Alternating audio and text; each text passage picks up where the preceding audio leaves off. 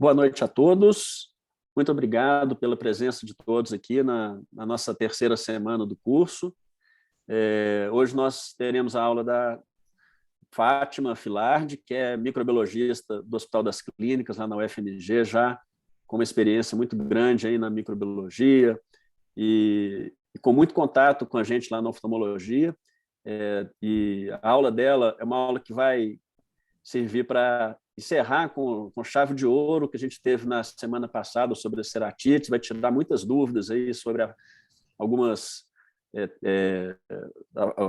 técnicas para a gente fazer as culturas, meios, etc., para facilitar nossos diagnósticos, né, imprescindíveis para os tratamentos.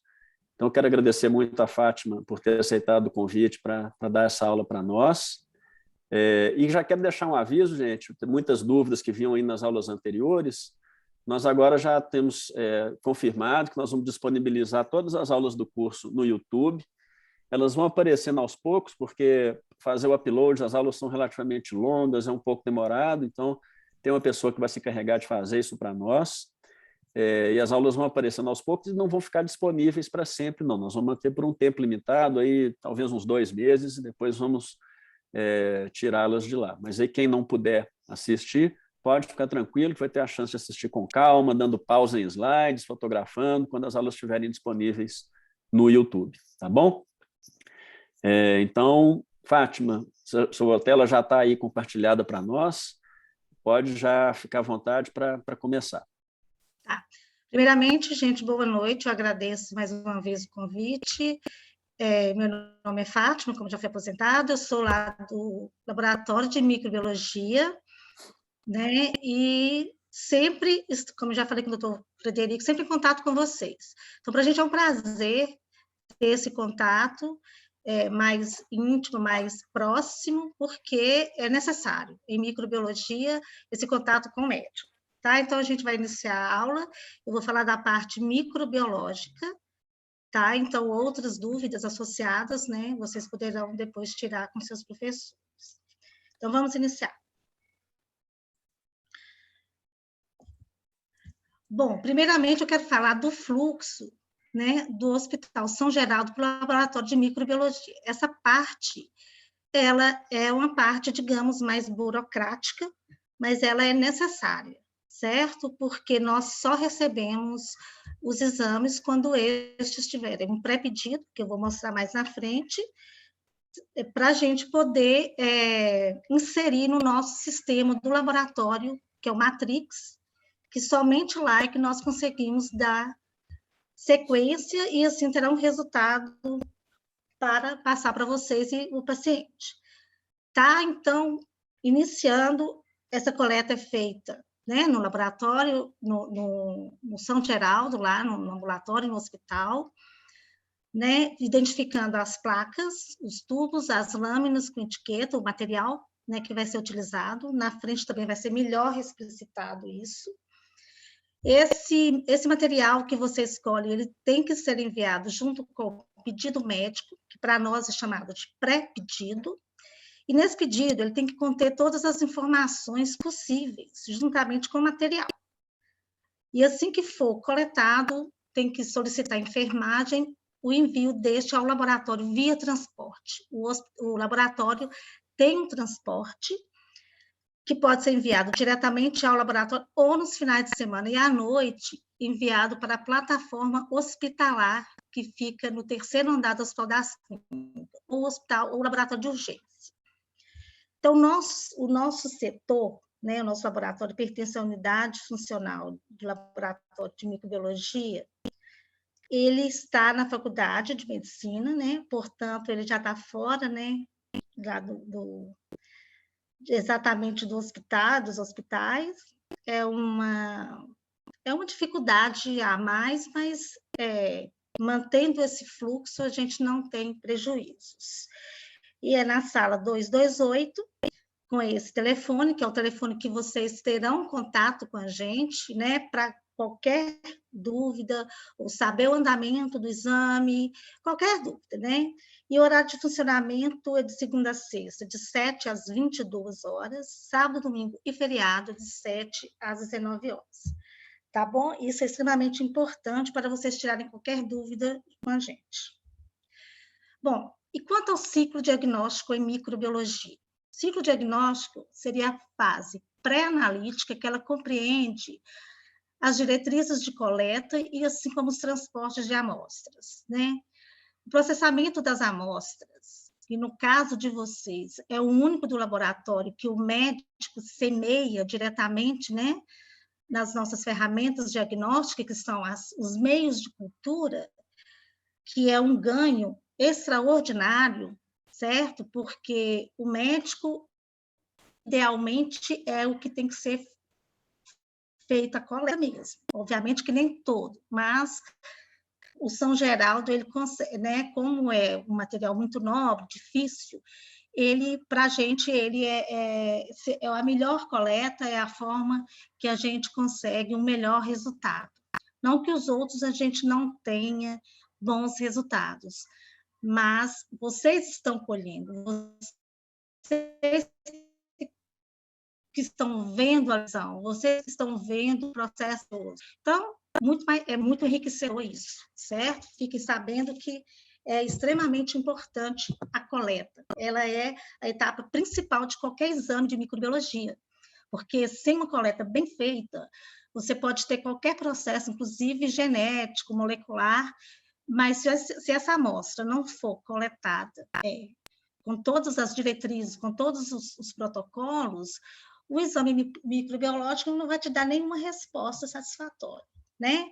E a partir disso, nós vamos interpretar esse crescimento microbiano e após uma identificação do micro-organismo e ter a sensibilidade, que é o que a gente quer, né?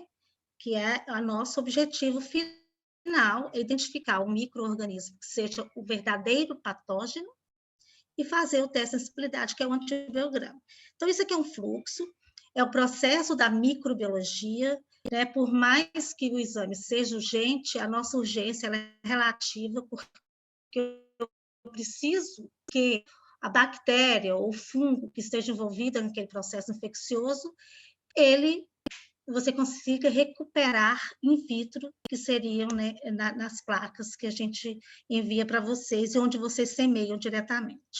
Então, é um pouco, a microbiologia, ela torna-se para os médicos um pouco decepcionante por isso, porque por mais que a gente tenha hoje algumas ferramentas de identificação em minutos, o MALDI-TOF é um deles, é uma técnica nova que o hospital não tem ainda, eu preciso que ela seja recuperada in vitro, certo? Então, por mais que você tenha técnicas um pouco mais rápidas, a microbiologia depende do tempo de crescimento da bactéria ou do fungo. Então, as informações que devem constar no pedido médico. Nome completo do paciente, com idade, né, sexo, tudo. Número da GHU, que é o aplicativo de gestão para hospitais universitários, ou o número do prontuário. Por quê?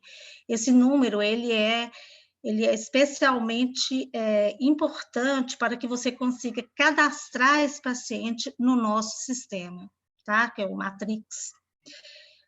O nome do médico solicitante, né, para a gente ter contato, se você quer passar um resultado mais urgente, ou que nem sempre vocês têm contato com esse Matrix, certo?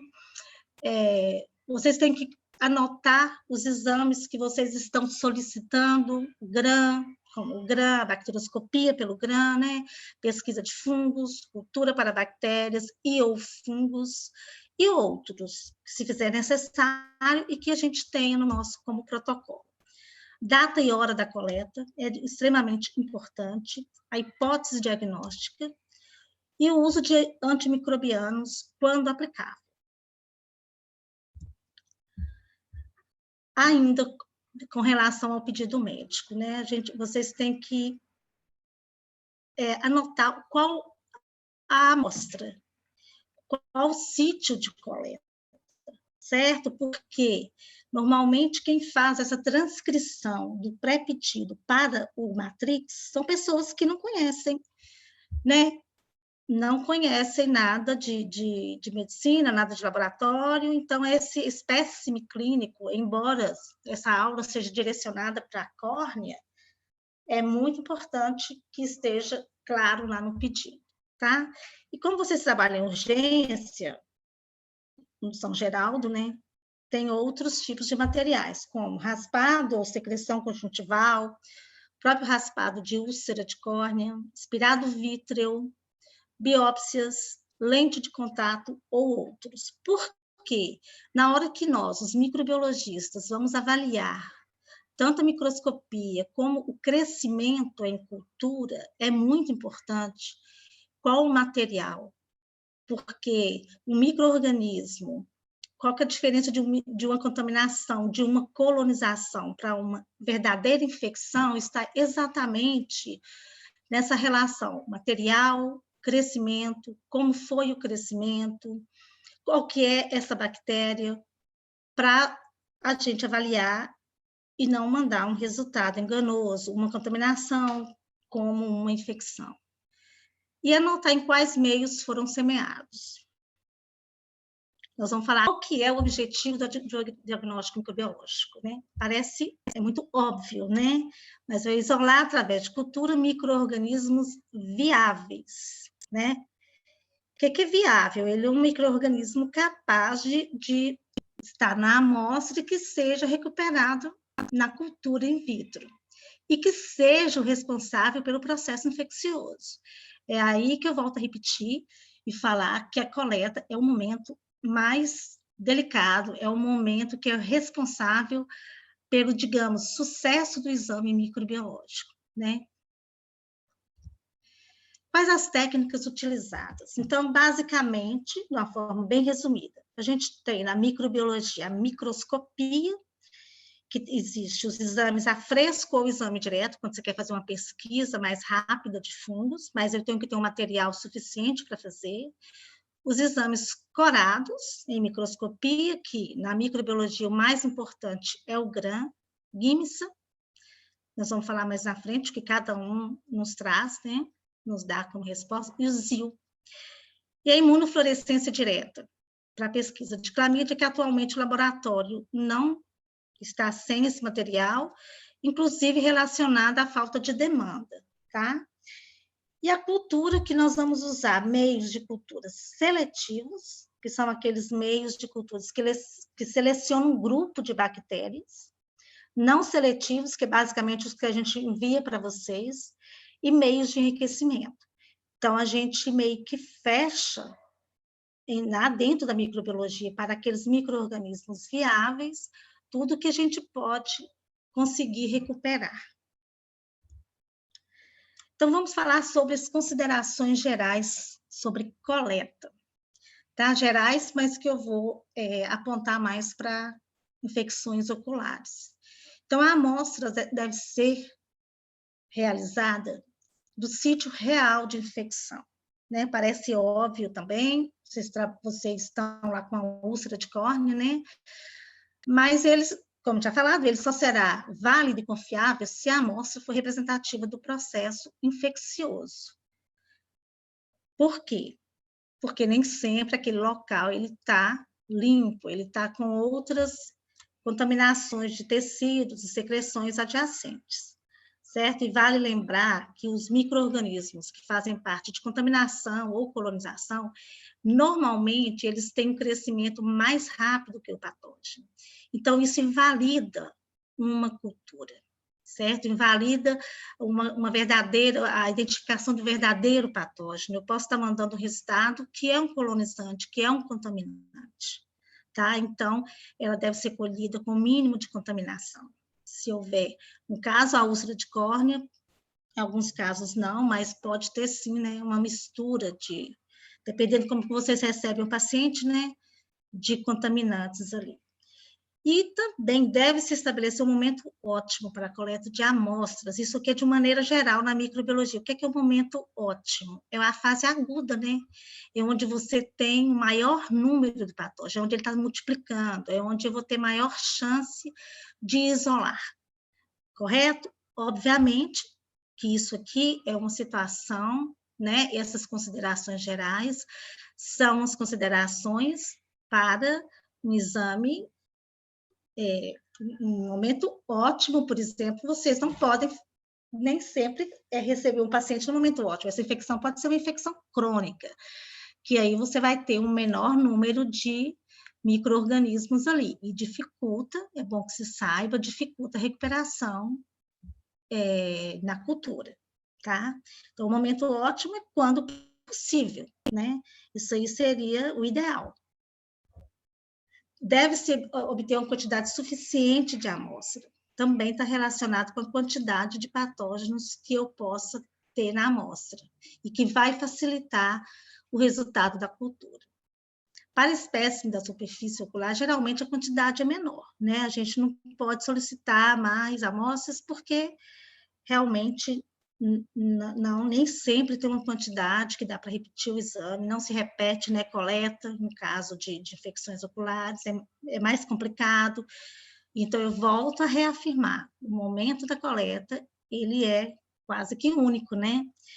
E sempre que possível, coletar as amostras antes da administração de antimicrobianos ou anestésicos tópicos. Os antimicrobianos, eles vão invalidar, eles vão inibir a recuperação in vitro? Sim e não. Sim, se o MIC daquele antimicrobiano no local da infecção tiver maior, inibir, né, conseguir inibir o patógeno ou a bactéria, né, no caso, ou o fungo. E anestésicos tópicos também, ele pode inibir, mas ele não você pode colher com os anestésicos tópicos, mas o anestésico ele não mata a bactéria, né? Às vezes ele inibe um pouco, ele demora mais a crescer. Então, ele não é o caso de você não fazer uma coleta, tá? Sobre as coletas, né? Secreção raspado da conjuntiva. Estou falando de um modo geral, porque vocês poderão, né, em outros momentos, ter que fazer coleta de conjuntiva. Utilizar um suave estéril e fino no fundo do saco conjuntival. De novo, evitar qualquer secreção da parte externa do olho. Usar suaves, que são esses cotonetes.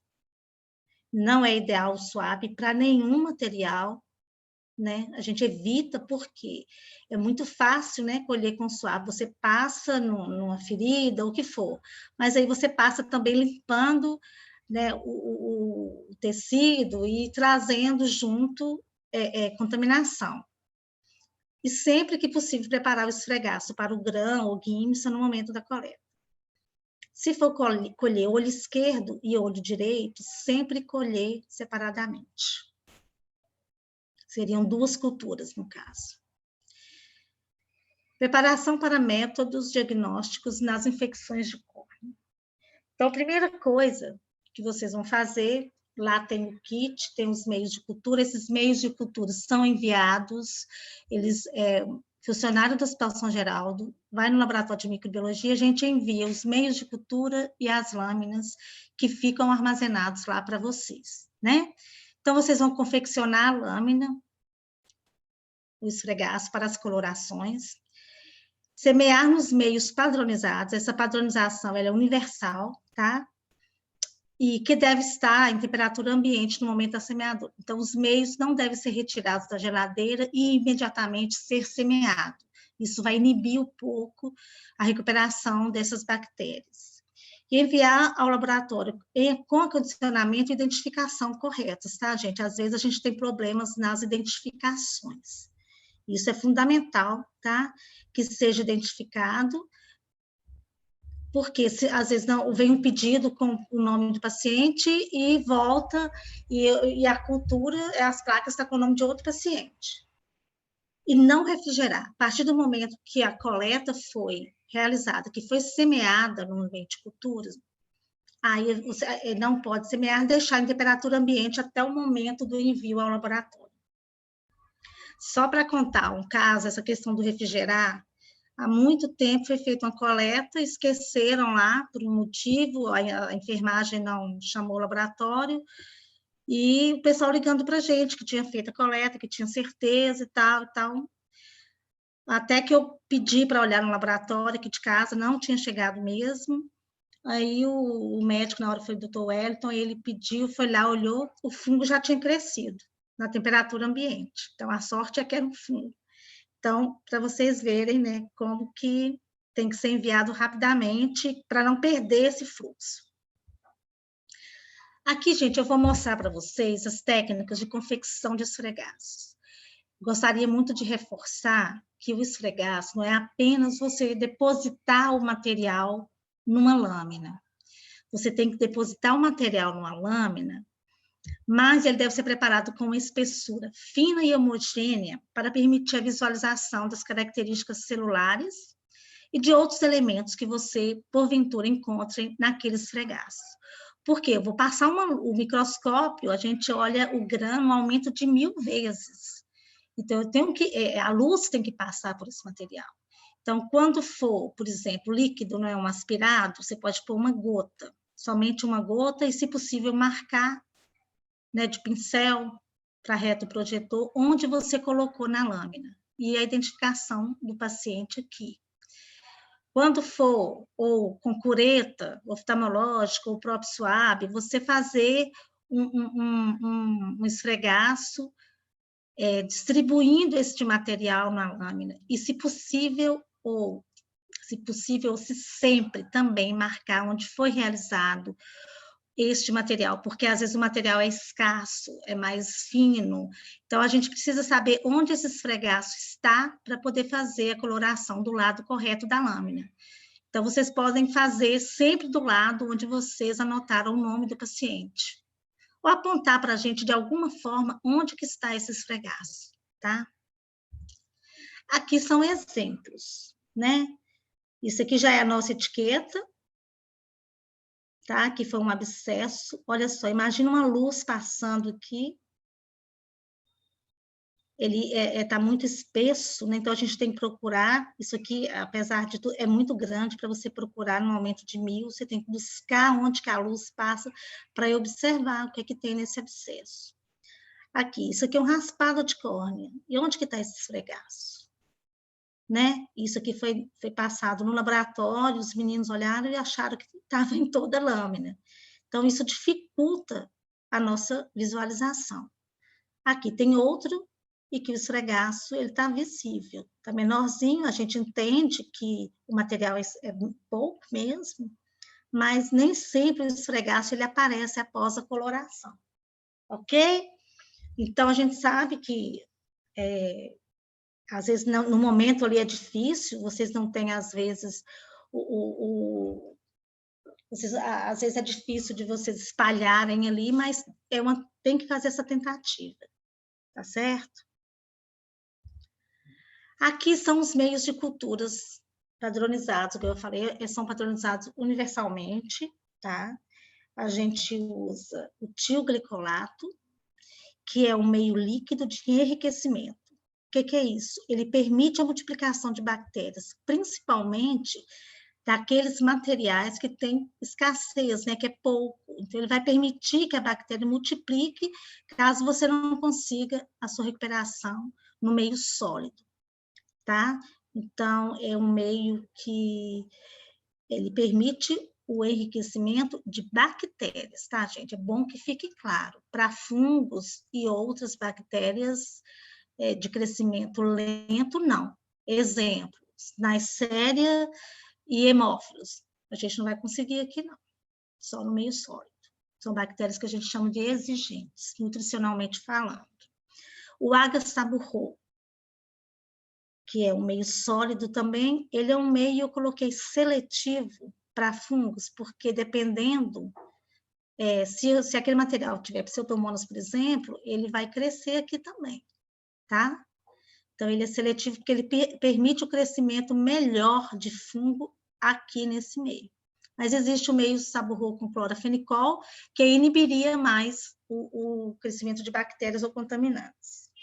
O agar-chocolate, que ele é um agar-sangue enriquecido com diversos suplementos nutricionais. Ele é utilizado principalmente para isolamento de bactérias exigentes, como hemófilos e Neisseria. Os dois só crescem aqui. Então, se um dia vocês tiverem que escolher tiver sem meio, ou só tem, tem pouquíssimo material, eu não quero distribuir em 2 meios, vocês escolhem só o chocolate, só o Aga Chocolate, tá? Porque aí me permite o isolamento de todas as bactérias, praticamente. Não cresce só hemófilos e Neisseria, não. Tá? Ele cresce tudo, mas para essas 2 bactérias, eles só vão conseguir crescer aqui. Aqui cresce Pseudomonas? Sim. Cresce Staphylococcus? Sim. Tá? Cresce levedura? Sim. Agora, aqui também. Agora, hemófilos e Neisseria, nós nunca vamos conseguir aqui, ou aqui, ou aqui. Tá?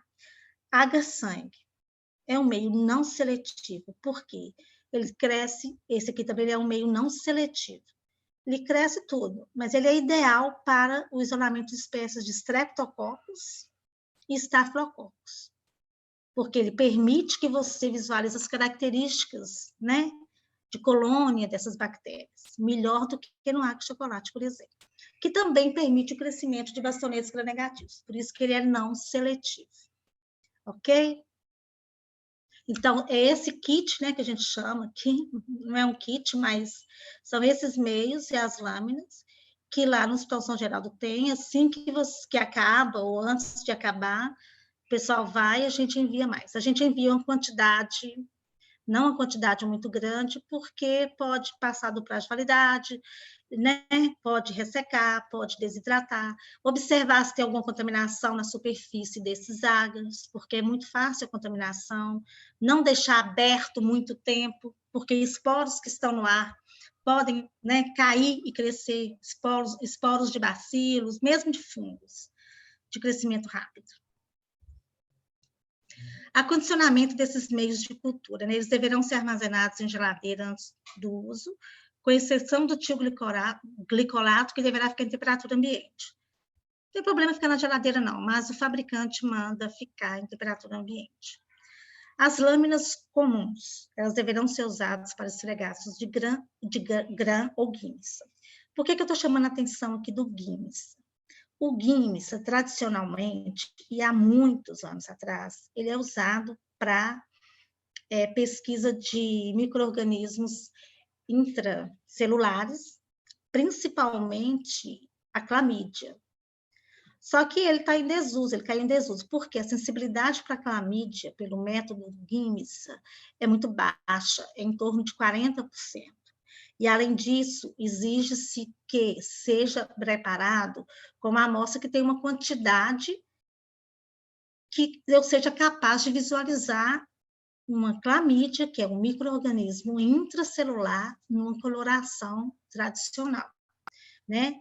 Então, hoje foi substituída a pesquisa de clamídia, ela foi substituída pelo método da imunofluorescência, que é uma lâmina. Para isso, igual a gente falou, nós estamos sem esse kit, por falta, inclusive, de demanda, porque os kits vencem, a gente tem que jogar fora, e que é uma lâmina especial, e que a visualização é muito mais rápida, porque a gente olha no microscópio de imunofluorescência, a gente vai ver a fluorescência, não vai ver o micro-organismo em si.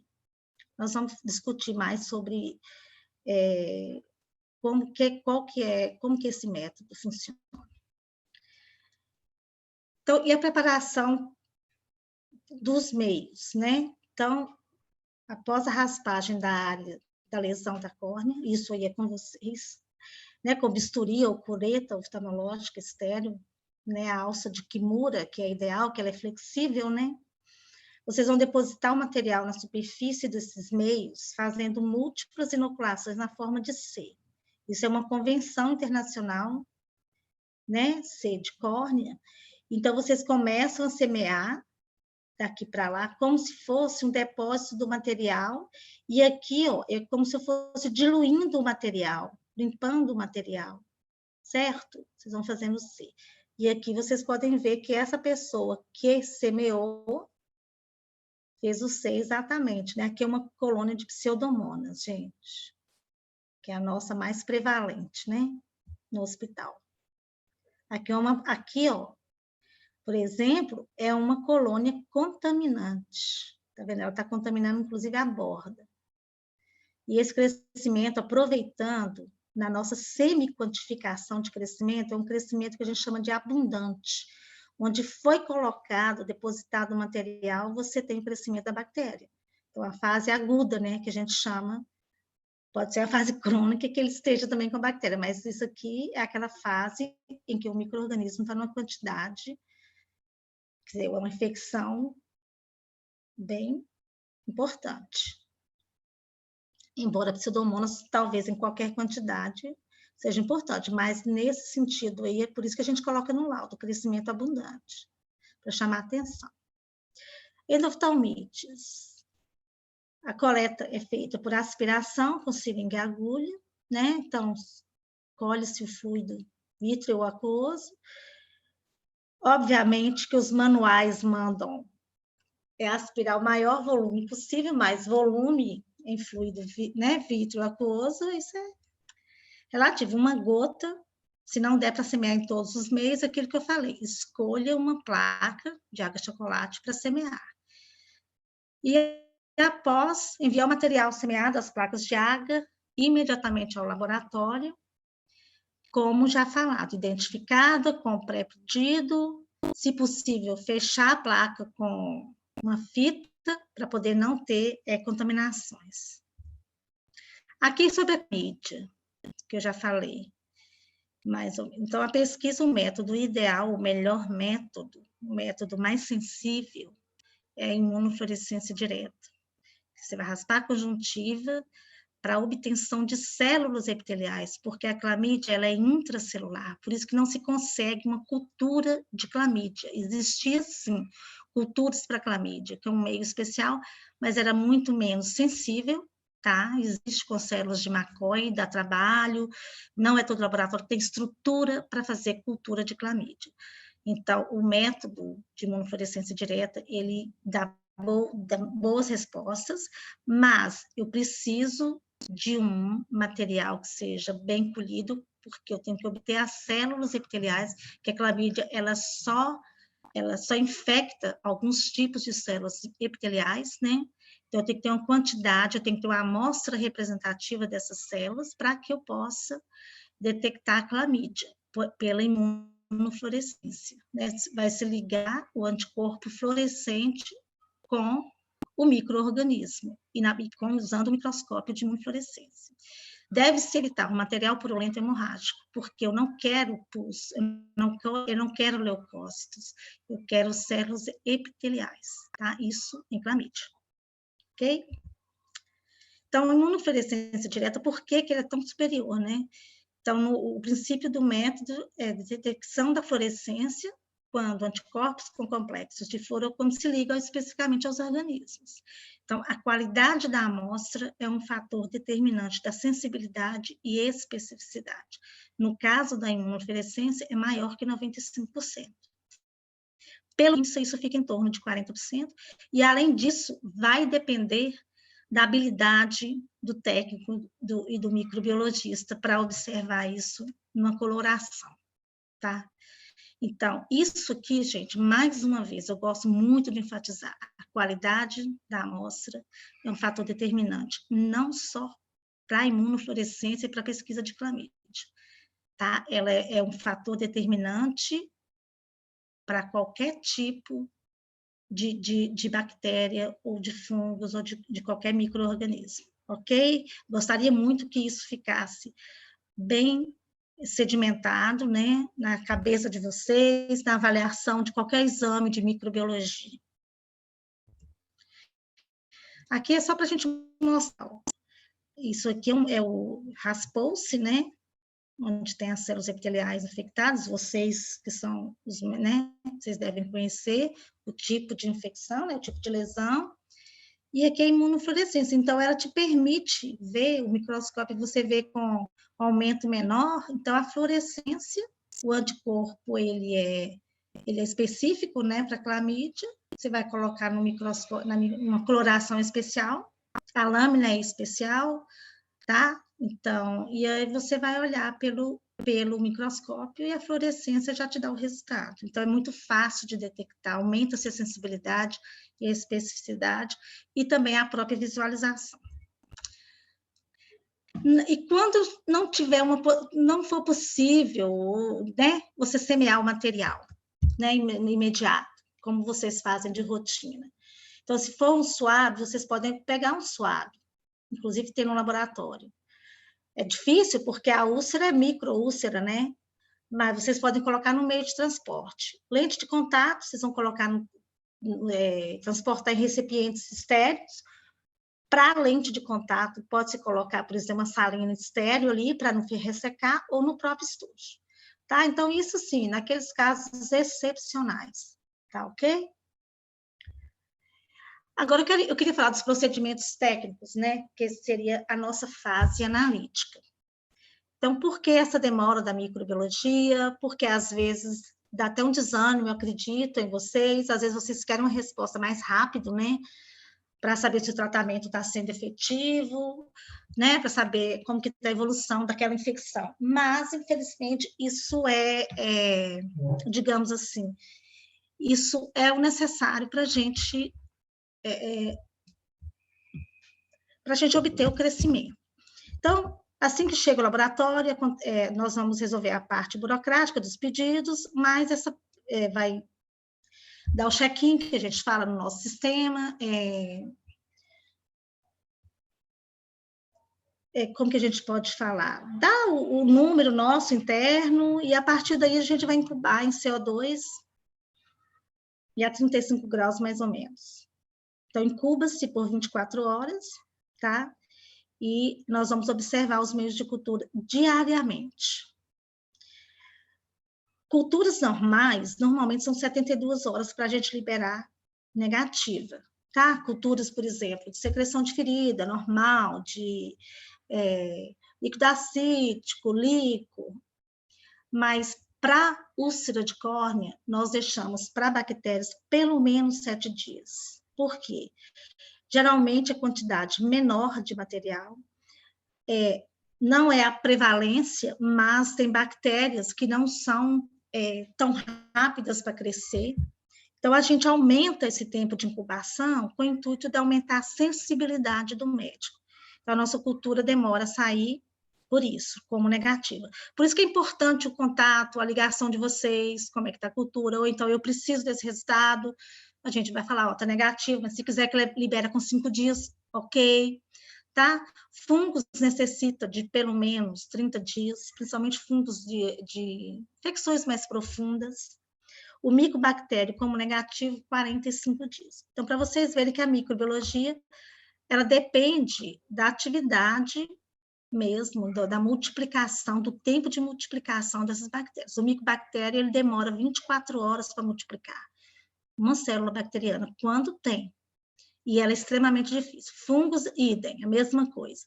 E as bactérias comuns, como pseudomonas, enterobactérias, staphylos, elas já multiplicam mais rápido, né? Algumas em minutos, ok? E quando são positivas, nós vamos avaliar o aspecto macroscópico da colônia, né? Com o tempo você vai tendo mais intimidade, você vai tendo mais contato e você entende melhor como que bactéria que pode ser aquela, e a partir daí nós vamos identificar e fazer o teste de sensibilidade, que é o antibiograma. E com relação à microscopia, como é que a gente... O que seria a microscopia? O GRAM, né? O GRAM, ele foi proposto para avaliar a presença de 2 grandes grupos de bactérias e seus aspectos morfológicos e tintoriais. Então, a princípio, ele foi feito para bactérias que têm parede celular. Então, o GRAM não vai curar clamídia, micoplasma, ureaplasma. Eles não têm parede celular. Então, eles não permitem que você core. Ele não tem a parede para ele reter o corante. Então, as bactérias gram-positivas e gram-negativas. Permite visualização de leucócitos, principalmente quando você tem os fregaços com quantidade suficiente, né? Células epiteliais, que vai me dar o quê? Isso indica uma contaminação. Então, a gente, pelo GRAM, quando o GRAM ele é representativo, ele já nos mostra ali se foi uma coleta bem feita, se tem muito contaminante, epitélios, tá? A gente observa também apesar dele ter sido proposto para bactérias, a gente observa também células levedoriformes, pseudohifas e hifas, tá? Alguns fungos, aqueles fungos de micose profunda, não, né? Paracoccidioides, não. Mas os fungos, né, de hifas, que produzem hifas, eles são sim detectados pelo GRAM. Tá, gente? Embora na teoria foi proposto para bactérias. E a melhor, um dos grandes ganhos de um GRAM é quando você suspeita de anaeróbios, né? A cultura no hospital também não é feito, justamente por causa da demanda, porque as bactérias anaeróbicas, ela tem características morfotintoriais muito próprias.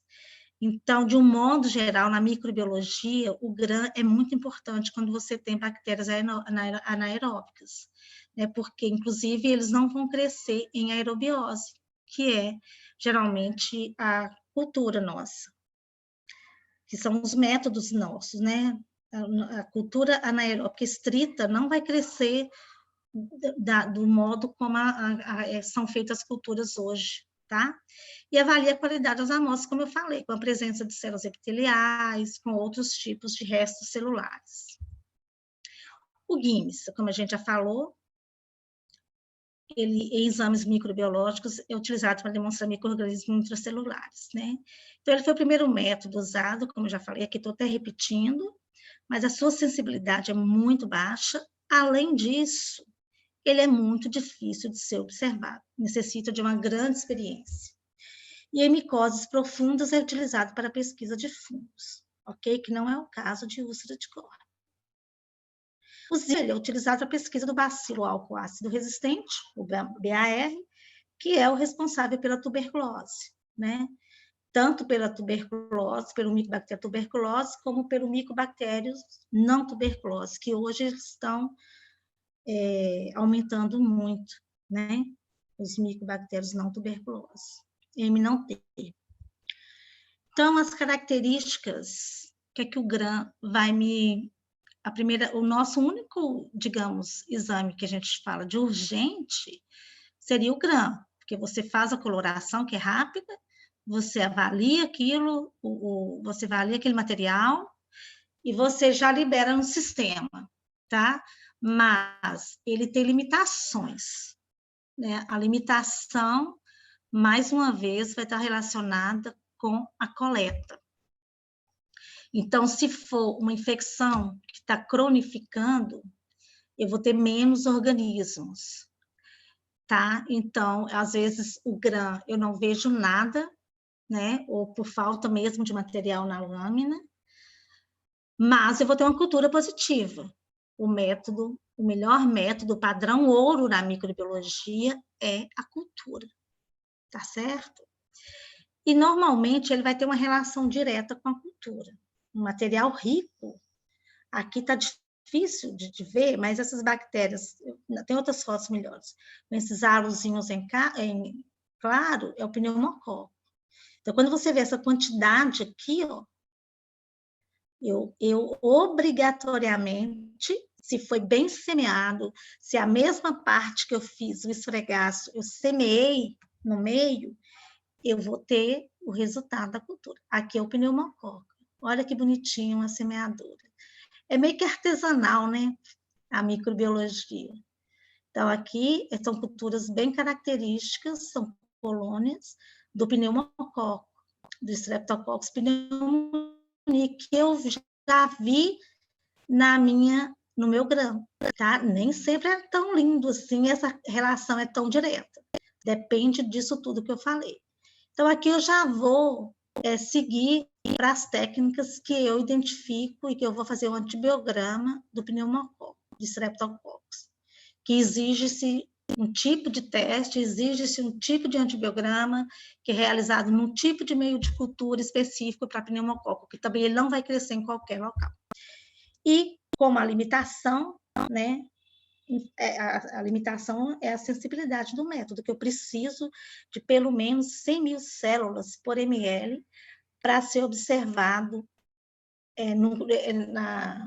nessa imersão, que eu observo na objetiva de 100 vezes a ocular de 10, então eu vou ter um aumento de 1000. Então, esse aumento de 1000, eu tenho que ter uma quantidade de bactérias suficientes para poder ser detectado, tá? Então, nem sempre, volto a lembrar, um gram que não for visualizadas bactérias, a cultura vai ser negativa. Aqui são exemplos, eu gosto de colocar, isso aqui tudo, gente, é de uma úlcera de córnea. Tudo que eu peguei foram culturas do nosso laboratório, ok? Então, olha só, se eu não procuro, se eu não olho muito bem esses fregaços, tem campos que eu não vejo nada. Então, você tem que olhar com muita calma, com o tempo, não pode ser uma coisa, bateu e olhou, você procura na lâmina onde que você vai ter aquele esfregaçozinho, tá vendo? E aqui já não tem nada, né? Então, de repente, você está buscando e olha as hifas septadas. Hifas septadas, eu não posso falar qual que é, tá? E aqui a cultura. Esse tanto aqui de hifas, eu tenho uma cultura assim. Isso aqui também é uma característica típica do Fusarium, que apesar de ele ser fungo, ele é fungo de crescimento rápido. Com 48 horas eu já posso ter a cultura, com raras exceções ou mais. Aqui, ele cresceu em todas as placas. Água chocolate, água sangue, e aqui é o saborro. Ok? Mais uma vez o Fusarium. Olha aqui que bonitinho você. Aqui a gente faz o exame direto. Eu pego essa cultura, essa colônia, coloco em salina e a gente já vai olhar. Aqui a gente já olha no aumento de 40. Ele é típico porque ele é fuso, certo? Aqui é uma cultura que a gente semi-quantifica como crescimento abundante, onde tocou, cresceu. Aqui já é uma cultura mais escassa, tem 4 colônias apenas. Pode ser a parte semeada, né, ou pode ser mesmo uma quantidade menor. Então, a gente, no nosso laudo, tem que sair crescimento escasso ou moderado ou crescimento abundante. Aqui já é um crescimento mais moderado que abundante, onde passou. Aqui já não foi possível fazer o C. A gente entende. Agora, a nossa campeã, né? A nossa maior prevalência. Inclusive, acho que no mundo inteiro, a úlcera de córnea relacionada ao uso de lente de contato é a Pseudomonas. Aqui, o crescimento escasso, fiz questão de colocar. Como eu falei, pode ser a parte que foi semeada. Aqui onde tocou, cresceu Pseudomonas. Vale lembrar que a Pseudomonas é uma bactéria que está presente no ambiente. É uma bactéria que está presente no solo, em águas, em superfícies úmidas. E lente de contato, né? Quando não se usa de acordo, né, com as higienes, com higiene correta, né? E além disso, a Pseudomonas ela forma biofilme em qualquer superfície, né? Lente de contato, catéteres, pacientes com ventilação mecânica, ela também está presente, tá? E aqui enviaram um pedaço que eu não sei se isso é resto, pedaço de lente, da lente. Olha aqui, gente. Isso tudo é Pseudomonas. Ela forma o biofilme. Aqui dá para ver, ela não tem nem limite de colônia. Então, imagina isso no olho, né? Aqui, mais uma vez, a Pseudomonas. Por que eu coloco essas fotos, gente? É para a gente já ir concluindo o que é que a gente mais recupera no nosso ambiente ali do Hospital das Clínicas. E é o que se reproduz nos Estados Unidos, também a Pseudomonas e o Staphylococcus aureus, tá?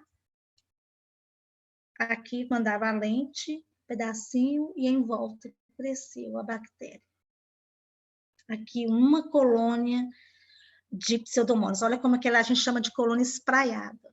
E isso é um pigmento, a piocianina. Mais Pseudomonas, essa aqui é a mesma foto, mas essa aqui já é outra. Olha aqui. Ok? Aqui por Staphylococcus aureus. Ele não é tão prevalente igual a Pseudomonas. Não é.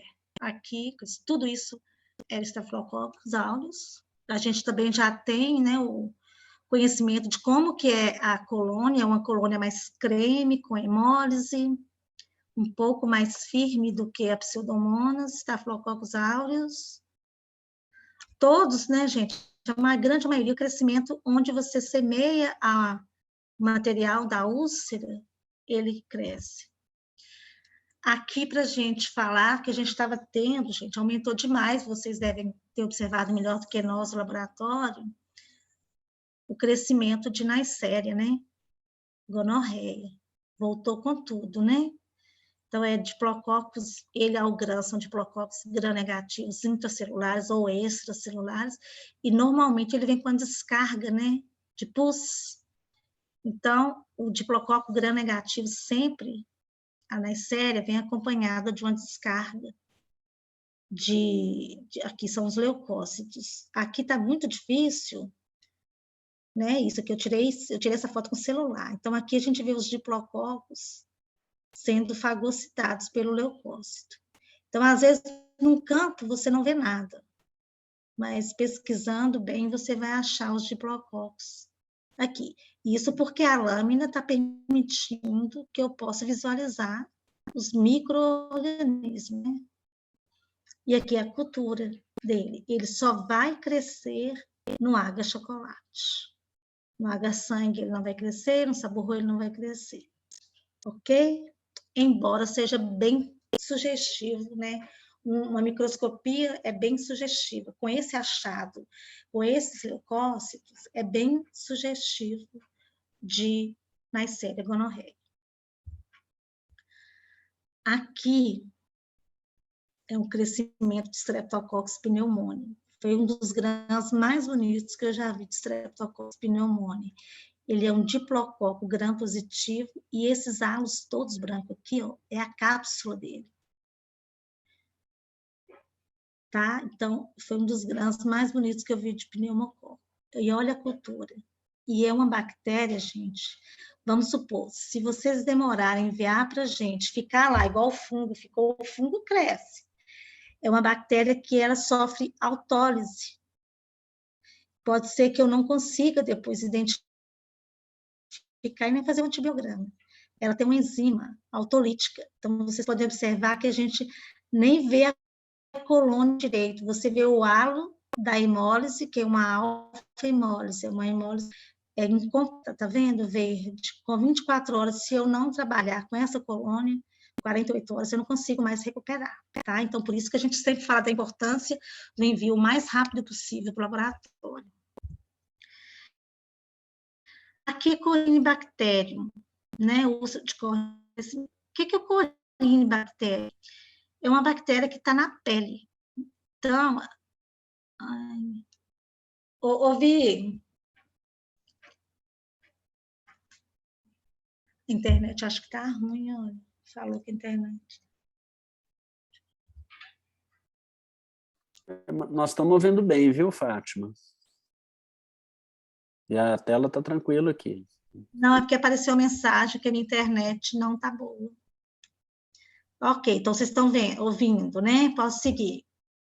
Sim, pode seguir, tá ok. Tá. Qualquer coisa eu te falo aqui. Tá, então, com relação ao Corynebacterium, e aquela questão que eu falei da coleta, né? O Corynebacterium, ele é um patógeno importante em materiais prostéticos, né? Que ele é da pele, ele é resistente, e numa úlcera de córnea, né? Aqui não me parece que é contaminação. Olha, essa placa já está desidratando, ó. Tá vendo? Não é ideal. Então, a gente envia para vocês. Hoje nós estamos usando um protocolo que vai ter antibiograma do Corynebacterium, mas essa avaliação vai ter que ser uma avaliação clínica juntamente com a avaliação microbiológica. É um patógeno? Pode ser ele. O Corynebacterium está presente principalmente nas mucosas, na pele. É uma bactéria muito resistente. Então, a gente envia hoje somente ela sem antibiograma, mesmo porque o tratamento em infecções oculares, apesar da gente fazer o antibiograma, que é padronizado para todos os tipos de infecções, são antibióticos tópicos, né? E o antibiograma normalmente é feito para antibióticos de via oral ou intravenosos, tá? Então, é uma discussão mais profunda que a gente teria que ter, ok? Então, aqui por isso que a gente coloca a semi-quantificação. Aqui foi um crescimento, digamos que importante. Então, assim, eu sinceramente não sei para vocês, na clínica, o valor do corinibactério, né? Pode ser uma seleção por uso de antibióticos, ou mesmo infecção, né? Ele, por exemplo, é importante em válvulas cardíacas, ponta de catéter, né? E pode ser importante também numa lente, não sei, mas não é a mais comum, tá? Isso eu fiz questão de colocar porque são bactérias que a gente isola lá no laboratório. Isso aqui foi até recente. Aqui também é corinibactério, mas aqui, olha que semeou, né, na placa toda e cresceu apenas no início, que não me parece uma contaminação externa. Tá vendo? É um crescimento mais escasso.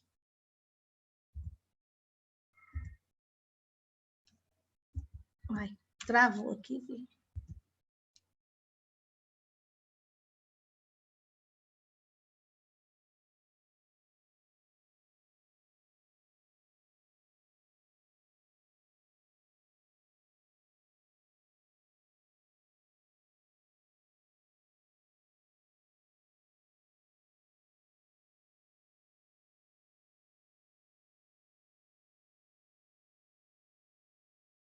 Ô, gente, desculpa, mas travou aqui, tá?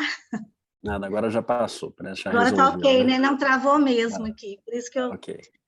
Gente, agora, dentro das bactérias que são isoladas em úlcera de córnea também, das enterobacteriáceas, embora a serrátia não seja uma enterobacteriácea, mas é dentro do grupo dos bastonetes negativos, é também a mais comum. Você não vê Escherichia coli, mais raro, Klebsiella, Enterobacter, né? Mas a serrátia, ela tem essa característica de estar muito presente também em úlceras de córnea.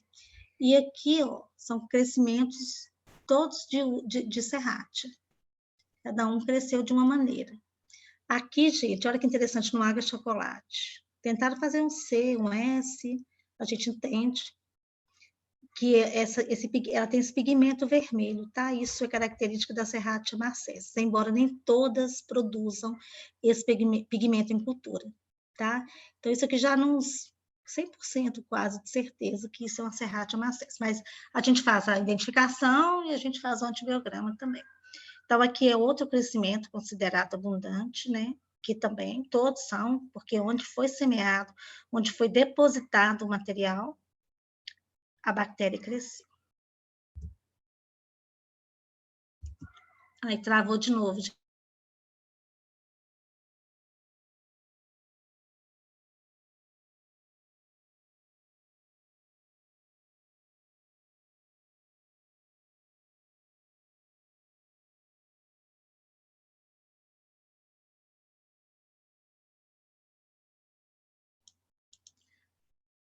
Tá travando, gente, aqui. Mas, enfim. Aqui foi um caso, gente, de abscesso. Secreção de abscesso pré-septal, cultura de material de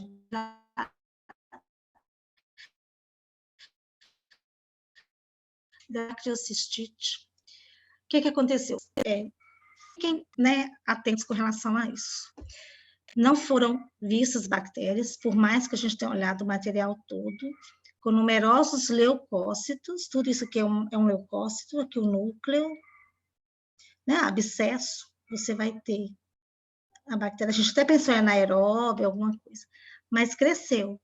Então, essa cultura é deste material que eu não vi nada no GRAM. É aquilo que nós falamos, um GRAM que não tenha bactéria, né? Porque os leucócitos também, eles podem inibir a bactéria, pode estar fagocitando a bactéria, a gente não consegue visualizar. Então, cresceu um Enterobacter, hoje é denominado de Klebsiella aerogenes, né? Antigamente era o Enterobacter, hoje é Klebsiella aerogenes.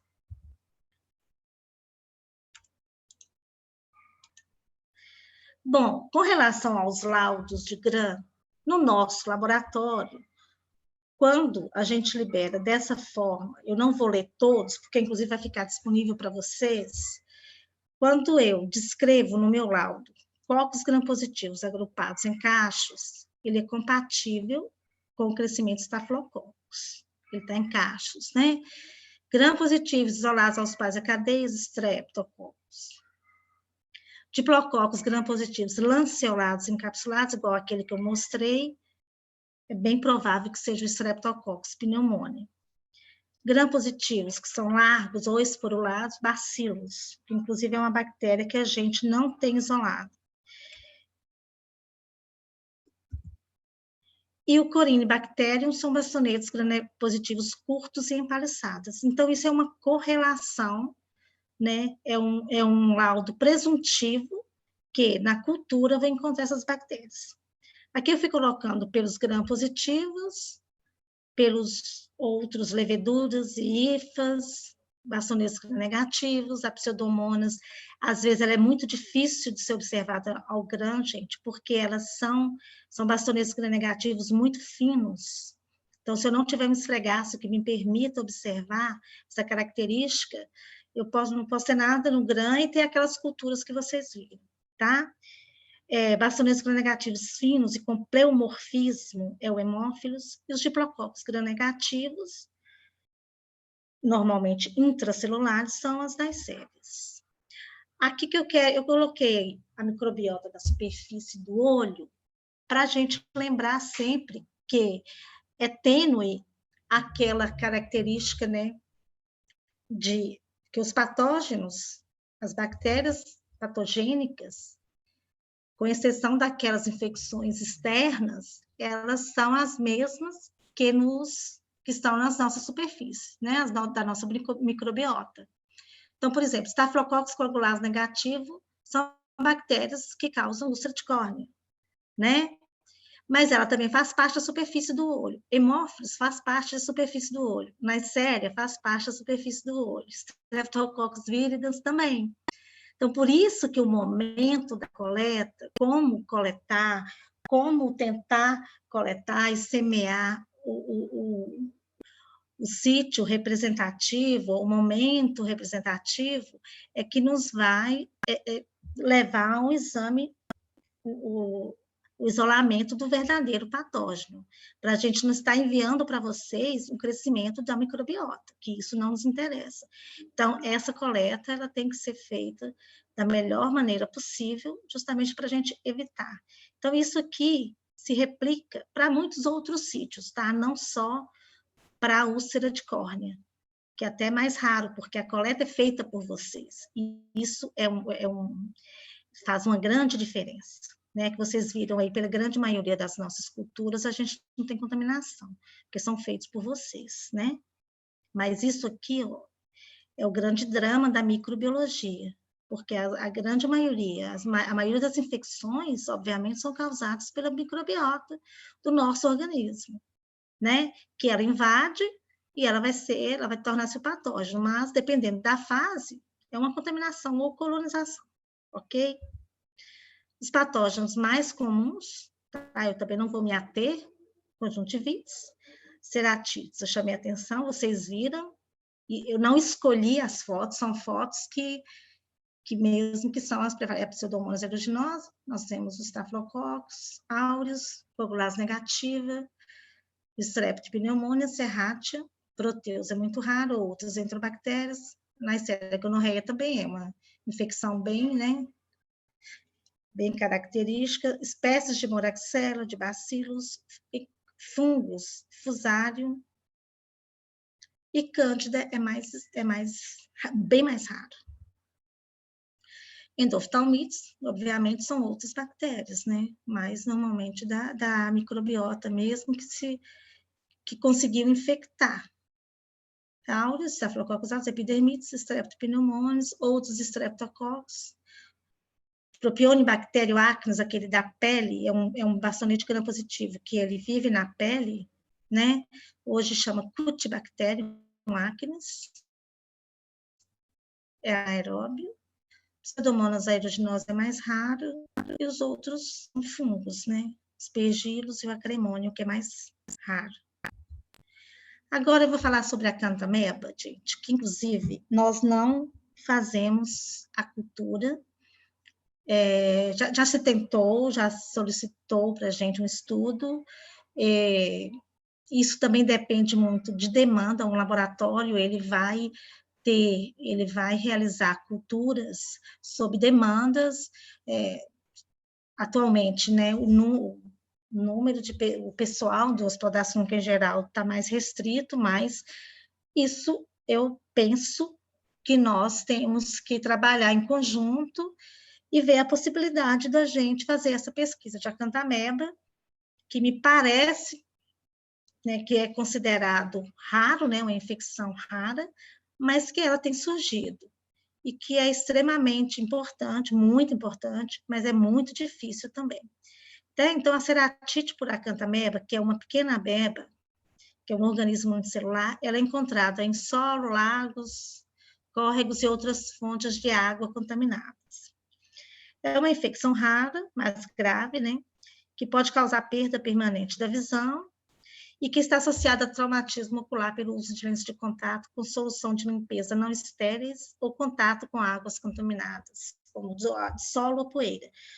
O CDC já relata que nos Estados Unidos já teve 2 surtos de acanthameba por uso de soluções de limpeza não estéreis. Tá? O problema estava na solução de limpeza da lente de contato. Ou a própria solução, não fala, né? Veio um lote contaminado, ou mesmo pelo uso inadequado, falta de higiene na hora de usar a solução, ou usar restos de solução e misturar com outras. Foi isso que esse surto foi relatado dessa maneira. Que geralmente a gente pensa que foi em fontes de águas, né? Outras fontes que não, e não pensa-se na solução da limpeza. A invasão da acanthameba, ela vai provocar ulceração de córnea e dor ocular intensa. Isso, né, mas vocês, na parte clínica, possivelmente podem até observar a acanthameba diretamente, dependendo da experiência, né, da quantidade da acanthameba, mas é extremamente difícil. Então, a coleta, existe uma técnica para essa cultura, tá? Então, eu fiz questão de colocar, por causa da importância desse diagnóstico, embora a gente não esteja fazendo, mas tem que fazer o raspado corneano de forma asséptica, transferir meio ml e colocar em meio ml de salina estéreo, porque a ameba ela tem que ficar num ambiente aquoso. Deve ser mantida na temperatura ambiente antes do processamento, não refrigerar. Existem colorações, isso é o material para ser enviado para a cultura. Existem colorações, que também eu preciso que tenha uma quantidade suficiente para que eu possa observar essas colorações por fixação, que é HE, o PAS, Papa Nicolau, Gimson e branco de calcoflúor, que você observa no microscópio de imunofluorescência. Então, a cultura é o método mais sensível. Esse material enviado, ele será semeado no agar com Escherichia coli, para você observar, você semeia Escherichia coli, uma cepa específica, tem que ser sensível, e essa ameba presente naquele material que vocês enviaram, ela vai movimentar no crescimento da Escherichia coli. Então, observa que não é um método fácil, né? E tem que ter uma experiência grande para poder validar um método desse ao ser inserido né, em qualquer laboratório. Então, a observação de uma ameba na amostra já é diagnóstica, certo?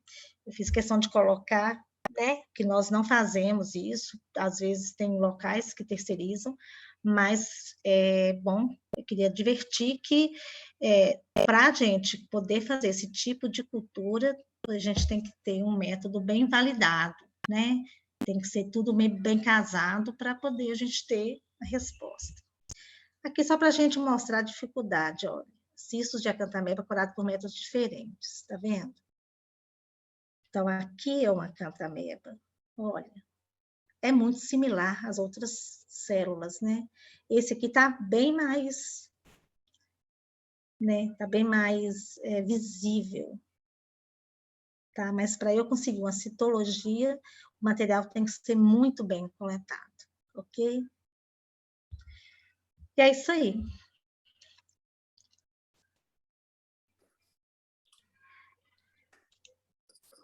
Excelente, Fátima. Maravilha de aula, muito obrigado. Eu já vou passar algumas dúvidas aqui que apareceram aqui no bate-papo, tá? Então, eu vou já juntar algumas aqui que são relacionadas à coleta do material e a como semear. Então, tem uma pergunta que eu achei interessante. Numa situação de aspirar de pequena quantidade, por exemplo, do vítreo, né? Se vale a pena diluir para poder semear em mais meios ou manter uma amostra mais concentrada no meio preferencial, como você falou, o agar-chocolate? Manter mais concentrado, nunca diluir. Primeiro, que toda vez que eu diluo, eu corro o risco de contaminar a amostra. Eu teria que fazer essa diluição no ambiente que me garanta que eu não vou contaminar. Vocês normalmente colhem no consultório. No bloco cirúrgico, então, ao normalmente. abrir... não, aspirado é no bloco cirúrgico. Mas ao abrir uma solução, mesmo estéreo, manda, ou então semeia ali na beira do leito, lá no bloco, lá, coloca, ao aspirar, coloca diretamente na placa do agar-chocolate. Joia. Não faça lâmina, né? Porque aqueles 4 meios que a gente coloca, a lâmina, o tioglicolato, são situações ideais, né? Quando você tem material suficiente, aquilo que eu falei. Então, você tem pouco material, você concentra no meio de cultura, igual eu expliquei, o mais rico é o agar-chocolate. E ele vai conseguir isolar estafilococcus, hemófilos, o que for. Né? Não é esperado hemófilos até que sim, mas na série não e tal, mas agar-chocolate. Perfeito. Outra pergunta, ao fazer esfregaço na lâmina, né, depois de fazer, se é necessário fixar, aquecendo uma chama, alguma coisa assim, Sim, ou não? Não precisa necessariamente fixar na hora, vocês têm que deixar secar ao ar livre. Seca, por quê? O que é flambar? Hoje nem está se usando mais a flambagem no bico ali de gás. Hoje a gente tem uma chapa aquecedora no laboratório que chega no máximo 50 graus. Porque ao você chamuscar essa lâmina, você pode queimar, né? Você pode ressecar o material a mais. Então, espera secar. Se não tiver aquele frasquinho de transporte de lâmina, pode enrolar no papel, até alumínio ou outro papel, e envia para a gente, ok? Jóia. Na hora de semear, se cortar o meio ou perfurar, tem algum problema? É correto fazer isso? É errado? Olha, isso é aquilo que eu falei, exige um pouco de habilidade, porque o meio ele é sólido, mas na verdade é semissólido. Então tem que ter uma mão realmente mais leve. Mas se você cortar o meio, não tem problema, não. Não se cortar, eu perdi a cultura. Não. Você tem que depositar com mais leveza, sim, né? Isso com o tempo, é que mesmo que a gente pegue essa habilidade e tentar semear mais vezes. Mesmo que você ache que você já depositou o material, não, você pode continuar. Você acha que vocês viram ali várias placas, a placa inteira, a superfície toda. O ideal é isso. Mas se rasgou o meio um pouco, não. Não se deve usar o meio já rachado, já desidratado. Aí não, tá, gente? E aí você não vai conseguir recuperar nada. Tem uma dúvida minha, que a gente escolhe várias vezes para semear nos meios, né? Raspa um pouquinho, semeia, depois raspa de novo. Entre uma raspada e outra, o que a gente deve fazer com a espátula? Algum cuidado especial? Não. É aí que a gente fala da placa, Frederico. Por exemplo, você tem que observar se sua placa tem algum contaminante, porque o perigo é você arrastar um contaminante de uma placa para o olho, né? Dentro do laboratório, é norma que ao passar de uma placa para outra, você flambe. Antigamente se tinha isso. Hoje a gente nem usa mais alça para flambar, é alça descartável. Então, se você está no meio, se você está naquele ambiente ali, né, que não vá para uma janela, não sai, não pega um fluxo de ar que contamine, você pode ir na úlcera, sim, repetir a semeadura, né? Eu Não lembro tem que na minha época eu passava na chama, depois ia no ia de soro novo externo para resfriar, para né, resfriar, para e colhia de é, novo. isso. Mas Tá. hoje depende também da quantidade, né, de material. Se você tem uma quantidade de material que permita que você faça isso, é Sim, melhor que você está garantindo que você não está contaminando, né, de uma placa para ok. outra. Tem uma pergunta interessante aqui, que é no caso que ele fala de uma situação prática que aconteceu com ele, quando o grã vem diferente do que cresceu na cultura. Qual que seria o significado mais provável disso daí? Ele até cita que, no caso dele, o grã que usou um bacilo gram positivo, mas cresceu Staphylo epidermidis após alguns dias na cultura. Contaminação, A contaminação seria do grã ou da cultura? dos dois. Difícil de Por quê? saber qual que seria, né? Qual? O BGP possivelmente pode ter sido um corinbactério. Não sei como é que foi descrito, se foi descrito em paliçada. Cresceu um epidermides, Staphylo epidermides, também teria que saber, se ele puder depois olhar, e pode até a gente discutir depois, ele pode me ligar para entender melhor. O Staphylo epidermides é aquela bactéria que ora é contaminante, na verdade, colonizante, né? E também pode ser o patógeno, mas ele teria que estar no grã. Então, a correlação grã e cultura, como eu tentei falar em vários ali, o grã tem que ser na hora de fazer esfregaço do grã, tem que ser o mesmo material que você semeou. Você pode ter pegado uma parte mais contaminada, feito a lâmina e outra, porque realmente O, ele está não falando que pode acontecer. ele tá falando que nesse caso é um caso atípico no abscesso conjuntival, e realmente é diferente, né? Porque É, conjuntivo e abscesso, e ele coletou o pus do abscesso diretamente, né? Então, foi a foi. secreção do pus. Então, realmente o risco de contaminação é um pouco maior. Uhum. Mas abscesso, se ele aspirou, como é que ele colheu? Não era para ter essa diferença, né? Se for um BGP, se não for anaeróbio, porque o abscesso, a gente sabe que os anaeróbios, num abscesso, quando não é muito superficial, você espera-se fungos ou anaeróbios. Então, eu ficaria com o resultado do grão, entendeu? A cultura, ela é mais sensível, ela vai crescer contaminante, né? Pode crescer o patógeno, mas assim, eu gostaria muito de ver o resultado, como foi descrito o grã, se foram muitos, vários, numerosos, raros, e como é que foi a recuperação desse Staphylo epidermidis, tá? Joia. O que eu acho que é interessante falar também, né, que nessas lesões, nas conjuntivites principalmente, ou nas próprias úlceras de córnea, onde tem muita fibrina, muita secreção, né, Uhum. tem gente que tem essa coisa que a fibrina, que a secreção, ela Que é é aquele importante, material né, ali, né? Importante, não é? estaria muito contaminado. Na verdade, a gente vai encontrar mais raspando do tecido diretamente. Então, né, De onde a infecção está começando, né? De onde que ela está, digamos, brotando ali. Ali é que você tem que tirar o excesso, sempre, uhum, né? ótimo. Então, ó, respondemos todas as perguntas que apareceram aqui, algumas a mais que eu fiz. Fátima, eu É. gostaria de novo de te agradecer, foi excelente. Seu e-mail está aí à disposição aí no seu perfil, os slides vão aparecer depois, você passou os telefones do laboratório para quem tiver com algum caso, alguma dúvida para tirar, né, com você, acho que está aí Sempre, para de disposição. coleta, de qualquer. Não só eu no laboratório, mas todos os bioquímicos, todas as bioquímicas lá, tá? A gente está lá para atendê-los.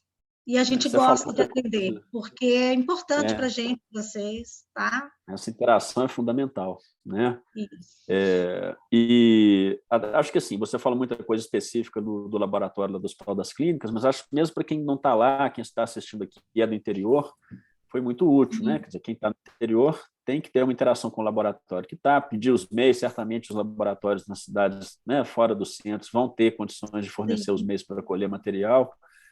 Mesmo que você não vá cuidar do caso, às vezes você pode colher e referir o caso para um lugar de referência, porque a coleta feita quanto mais cedo aí vai ajudar o lugar onde você vai encaminhar o caso depois. Então, são algumas coisas que são que também, né, podem ser úteis para quem não é do Hospital das Clínicas, está assistindo a aula aqui, não tem, às vezes, a mesma estrutura que a gente tem lá, né? Não precisa da espátula de Kimura, que é o ideal, que é a espátula fina, flexível, você pode colher com uma lâmina de bisturi que tem no consultório, né? Com cuidado. Então, eu acho que todo mundo aprendeu muito, né? Mesmo quem não é lá do Hospital das Clínicas, lá do São Geraldo, foi muito importante ter ouvido tudo que você falou para nós aqui, né? Que bom, que bom. Beleza, muito obrigado, gente. Então, eu já vou agora despedir da Fátima e vou já convidar vocês todos para a aula da quinta-feira, que vai ser com o professor Joel Boteon, nosso professor já de gerações de corneólogos lá do hospital. Vai ser um prazer ter o Dr. Joel aqui, estão todos convidados, o tema dele vai ser degenerações de distrofias da córnea. Então, muito obrigado, até quinta-feira. Tchau, gente, tchau, Frederico, até a próxima, foi um prazer, tchau, obrigada.